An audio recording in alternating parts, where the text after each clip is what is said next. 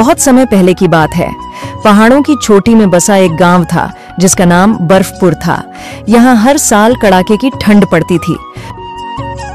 अरे बाप रे बाप, आज तो जबरदस्त ठंड पड़ रही है। ये ठंड तो दिन ब दिन बढ़ती ही जा रही है। भाई कहीं हम इस बर्फ में जम ही न जाए। ऐसा लग रहा है जैसे सर्दी इस बार सारे रिकॉर्ड तोड़कर ही मानेगी। हाँ भाई, तुम बिल्कुल सही कह रहे हो। इतनी ठंड लग रही है कि रजाई से बाहर निकलने का मन ही नहीं करता। बस दिल करता है कि पूरा दिन गर्मा गर्म चाय पीते रहें और कहीं जाने की जरूरत ही न पड़े। उसी गांव के एक कोने में एक टूटी फूटी झोपड़ी थी जहां रमेश अपने परिवार के साथ रहता था।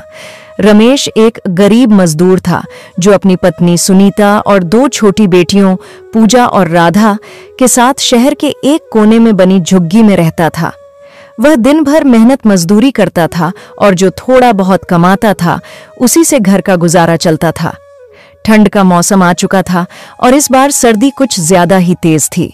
लेकिन रमेश के पास इतने पैसे नहीं थे कि वह अपने परिवार के लिए गर्म कपड़े या रजाई खरीद सके। रात का वक्त था, बाहर ठंडी हवा चल रही थी और उनकी झुग्गी के अंदर भी ठंड का असर महसूस हो रहा था। उनके पास सिर्फ एक पतली सी चादर थी जिसे सुनीता ने अपनी बेटियों पर डाल दिया था। रमेश और सुनीता ठंड में सिकुड़ते हुए बैठे थे।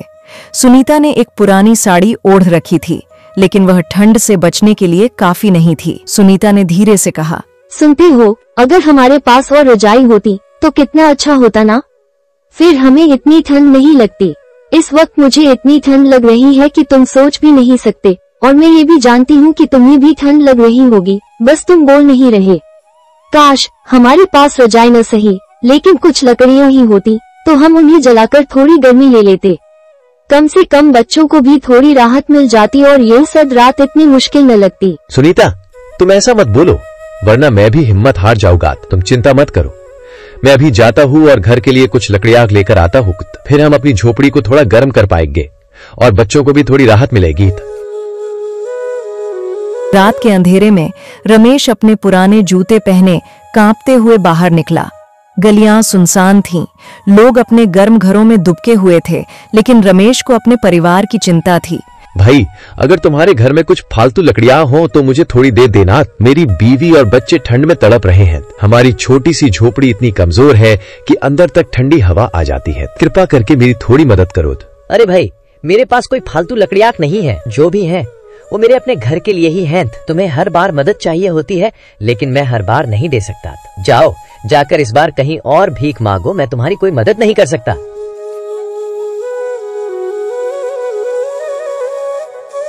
वह इधर उधर देखता रहा, लेकिन उसे जलाने लायक कुछ नहीं मिला। अचानक उसे एक दुकान के बाहर कुछ पुराने गत्ते पड़े दिखे। अरे वाह, ये तो गट्टे हैं। चलो, कोई बात नहीं, अगर लकड़ी नहीं मिली तो इन्हीं को उठाकर घर ले जाता हूँ और फिर सुनीता से कहूंगा कि इसे ही जला लो, कम से कम थोड़ी राहत तो मिलेगी। चलो, अब इन्हें लेकर घर चलता हूँ। उसने जल्दी से वे गत्ते उठाए और अपनी झुग्गी की तरफ चल दिया। घर पहुंचकर उसने गत्तों को जलाया और थोड़ी सी गर्मी उनके छोटे से घर में फैल गई। अरे वाह रमेश, सिर्फ इतने से कागज जलाने से ही झोपड़ी में कितनी ज्यादा गर्मी हो गई। मुझे तो बहुत अच्छा लग रहा है, वरना कब से ठंड से कांप रहे थे। ठंड के कारण सिर में भी दर्द होने लगा था, लेकिन अब थोड़ी राहत मिली है। हाँ, तुम सही कह रही हो, सिर्फ कागज से ही इतनी अच्छी गर्मी मिल गई। काश हमारे पास लकड़ियाँ होती तो आग थोड़ी देर और जलती और हमें ज्यादा राहत मिलती। ठंड बहुत तेज है, लेकिन जितना भी मिला है वही हमारे लिए बहुत है। अब बस किसी तरह ये रात आराम से कट जाए। पूजा और राधा ने राहत की सांस ली, लेकिन यह सिर्फ कुछ समय की राहत थी।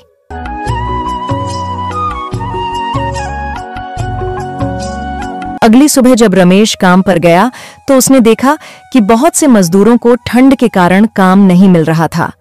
ठंड के दिनों में उसका काम और भी कम हो गया था और पैसे की कमी बढ़ती जा रही थी। दिन भर कोशिश करने के बाद भी उसे कोई काम नहीं मिला। थका हारा वह घर लौटा और देखा कि सुनीता भी परेशान थी।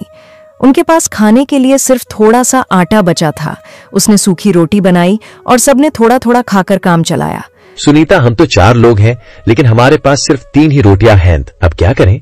किसे कम खाना पड़ेगा और किसे भूखा सोना होगा। बच्चों को तो भूखा नहीं सुला सकते, लेकिन अगर हम में से कोई एक भी कम खाएगा तो भूख कैसे सह पाएगा। काश हमारे पास थोड़ी और रोटियां होती तो सबका पेट भर जाता और कोई भूखा न रहता। आप और बच्चे खा लीजिए, मुझे वैसे भी भूख नहीं है। माँ के लिए तो वैसे भी सबसे बड़ी तसल्ली यही होती है कि उसके बच्चे पेट भरकर सोए। मैं ठीक हूँ, मुझे भूख महसूस नहीं हो रही। अगर जरूरत पड़ी तो मैं पानी पीकर सो जाऊंगी। आपके और बच्चों के पेट में कुछ जाएगा तो आप सबकी तबीयत भी ठीक रहेगी। मेरी चिंता मत कीजिए, बस आप लोग खाना खा लीजिए।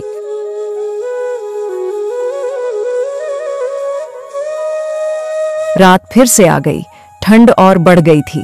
पूजा ठंड से कांप रही थी। रमेश को समझ नहीं आ रहा था कि वह क्या करे। उसके पास न तो कोई कंबल था, न ही कोई और साधन।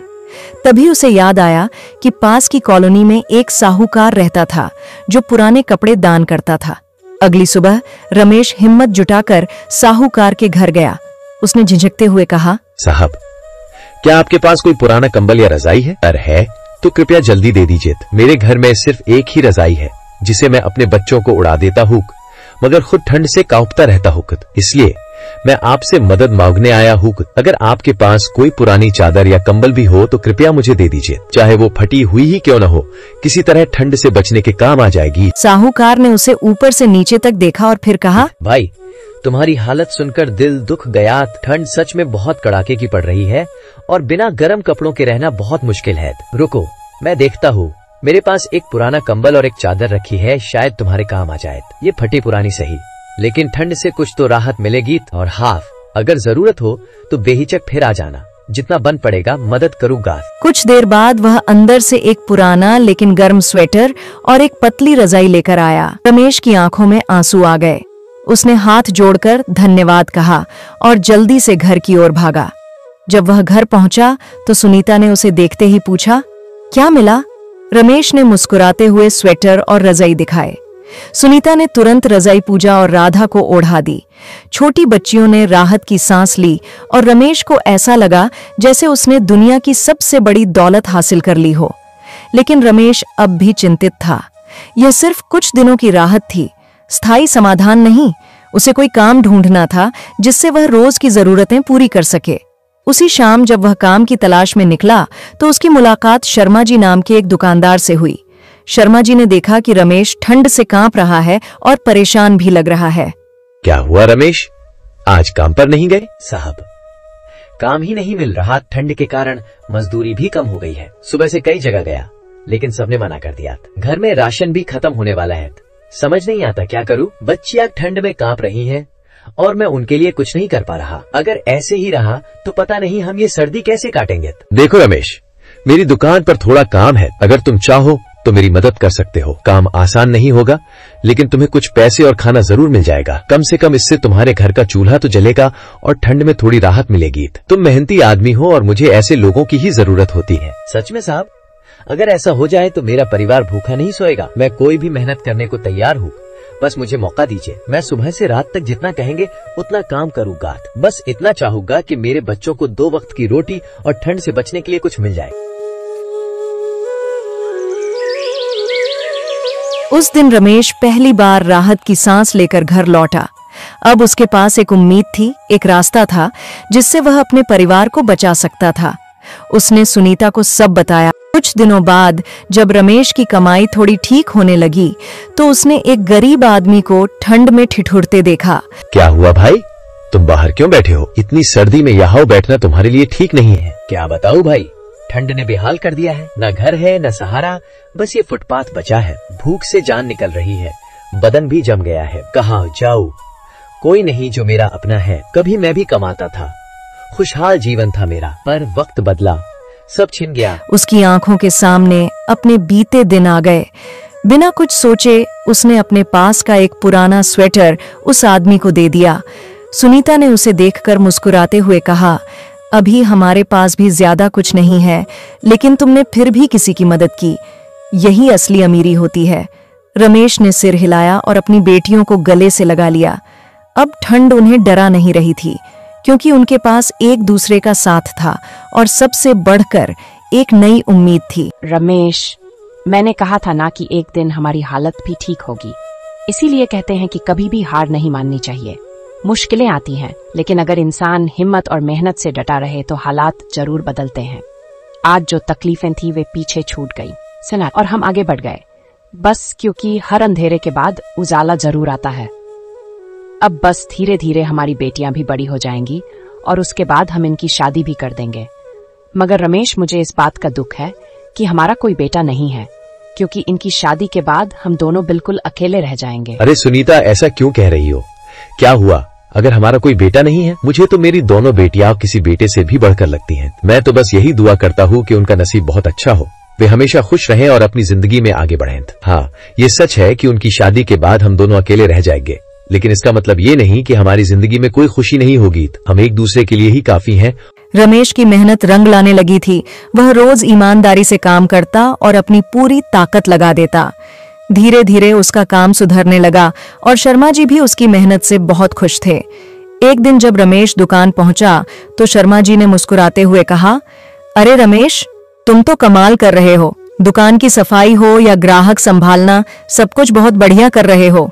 रमेश बोला, साहब, बस अपनी पूरी कोशिश कर रहा हूं। आपने भरोसा किया, यही बहुत बड़ी बात है मेरे लिए। शर्मा जी ने उसे एक नया स्वेटर दिया और कहा, ये लो, ठंड बहुत ज्यादा है, इसे पहन लेना। और हाँ, आज तुम्हारी मेहनत के लिए थोड़ा ज्यादा पैसे भी मिलेंगे। रमेश की आंखों में खुशी थी। अब उसकी जिंदगी थोड़ी सुधर रही थी। पैसे लेकर वह घर की ओर चला। सोच रहा था कि आज वह अपने परिवार के लिए कुछ अच्छा खाना ले जाएगा। रास्ते में उसने एक बूढ़ी औरत को सड़क किनारे ठंड में कांपते देखा। वह कमजोर और भूखी लग रही थी। रमेश उसके पास गया और पूछा, अम्मा, आप यहां अकेले क्यों बैठी हैं? बूढ़ी औरत ने कमजोर आवाज में कहा, बेटा, कोई नहीं है मेरा। कई दिनों से सही से खाना भी नहीं खाया, ठंड भी बहुत लग रही है। रमेश ने बिना सोचे अपने थैले से कुछ रोटियां और सब्जी निकाली और बूढ़ी औरत के हाथ में दे दी। अम्मा, इसे खा लीजिए, इससे थोड़ी ताकत आएगी, उसने प्यार से कहा। बूढ़ी औरत की आंखों में आंसू आ गए। उसने कांपते हाथों से खाना लिया और धीरे धीरे खाने लगी। भावनाओं से भरी आवाज में बोली, बेटा, तुम्हारे जैसे लोग ही इस दुनिया को रहने लायक बनाते हैं। जो खुद तकलीफ सहकर भी दूसरों के लिए हाथ बढ़ाए, वही असली इंसान होता है। तुम्हारी राहें हमेशा रोशनी से भरी रहें। तुम्हारे घर में कभी अंधेरा न आए, तुम्हारी झोली कभी खाली न हो और तुम्हें कभी किसी चीज की कमी न हो। जो खुशी तुमने आज मुझे दी है, वही खुशी हर कदम पर तुम्हें मिलती रहे। रमेश मुस्कुराया और फिर अपने रास्ते चल पड़ा। घर पहुंचकर उसने सुनीता को सब बताया। सुनीता भी मुस्कुराई और बोली, अभी हमारे पास भी ज्यादा कुछ नहीं है, लेकिन तुमने फिर भी किसी की मदद की, यही असली अमीरी होती है। रात हो चुकी थी, लेकिन रमेश के दिल को आज अजीब सी शांति महसूस हो रही थी। उसने अपनी बेटियों को प्यार से सुलाया और सुनीता के पास बैठकर बोला, अब हालात पहले जैसे नहीं रहे, काम भी मिल गया है और धीरे धीरे चीजें बेहतर हो रही हैं। सुनीता ने हल्की मुस्कान के साथ कहा, हाँ, लेकिन असली खुशी तो इस बात की है कि हम मुश्किलों के बावजूद इंसानियत नहीं भूले। आज तुमने जिस बूढ़ी अम्मा की मदद की, वो हमें ये सिखाती है कि जब हमारे पास थोड़ा भी हो, तब भी हमें बांटने का जज्बा रखना चाहिए। रमेश ने सिर हिलाया और कहा, मैं चाहता हूं कि हमारी बेटियां भी यही सीखें। मेहनत करो, ईमानदारी रखो और जब भी मौका मिले जरूरतमंद की मदद करो।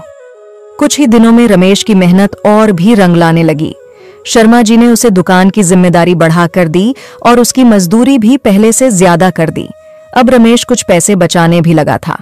एक दिन उसने सोचा कि क्यों न अपनी झोपड़ी को थोड़ा ठीक करवाया जाए, ताकि उसकी बेटियां ठंड में कम से कम चैन से सो सकें। रमेश ने कुछ लकड़ियां और टिन की चादरें खरीदी और खुद ही अपनी झोपड़ी की मरम्मत करने लगा। गांव के कुछ लोगों ने जब यह देखा तो उन्होंने भी उसकी मदद की। कुछ ही दिनों में रमेश का छोटा सा घर पहले से बेहतर हो गया। अब ठंडी हवाएं अंदर नहीं आती थीं और घर में गर्माहट बनी रहती थी। सीख, ये कहानी हमें सिखाती है कि कठिनाइयां चाहे कितनी भी बड़ी क्यों न हो, उम्मीद और हिम्मत से उनका सामना किया जा सकता है। रमेश और उसका परिवार मुश्किल हालातों में भी एक दूसरे का सहारा बना रहा। अगर आप लोगों को ये कहानी पसंद आई तो रमेश और उसके परिवार के लिए वीडियो को लाइक करें और चैनल को सब्सक्राइब करें।